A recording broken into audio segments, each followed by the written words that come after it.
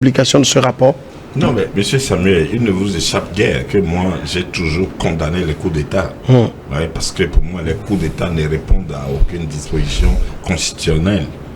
Et donc, nous assistons là aux conséquences de la montée au pouvoir des militaires.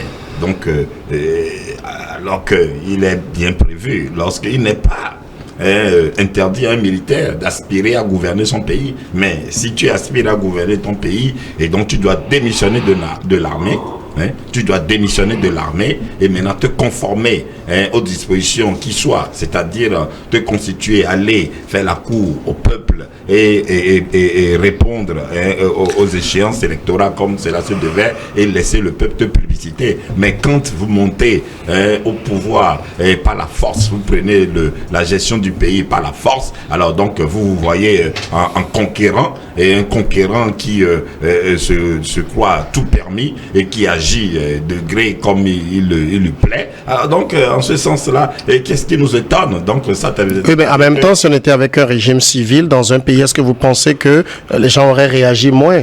Parce qu'on estime, ils estiment que ces rapports sont souvent biaisés. Ces rapports accusent les militaires qui se battent au front. Alors maintenant, M. Samuel, lorsque un rapport est biaisé, mais apporter de la contre-vérité, c'est tout.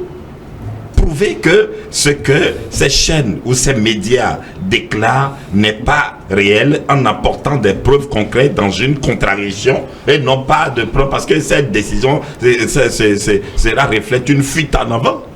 Oui, une fuite en avant qui confirme que, malheureusement, que certainement, il y a à se reprocher. C'est pourquoi il y a une telle décision rocambolesque, je dois dire, et une telle décision qui ma foi, reflète que toujours nous sommes incapables de l'essentiel. Alors donc, moi, toujours, je suis indigné de telles décisions. Bon, c'est vrai que le jeune militaire burkinabé, il y a des mesures qu'il prenait pour l'intérêt du pays, des populations, etc.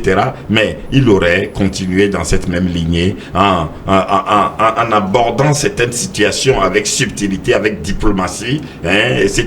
pour toujours assurer, parce que le Burkina ne vivra jamais en autarcie, ni le Burkina, ni les pays de l'AES. Alors donc, il faut aborder certains sujets, que ce soit à l'interne ou à l'international, avec subtilité, avec diplomatie, que de vouloir aller dans ce sens comme ça et attention, et créer des situations qui, ma foi, ne nous élèvent, ne nous honorent pas. Alors donc, vivement.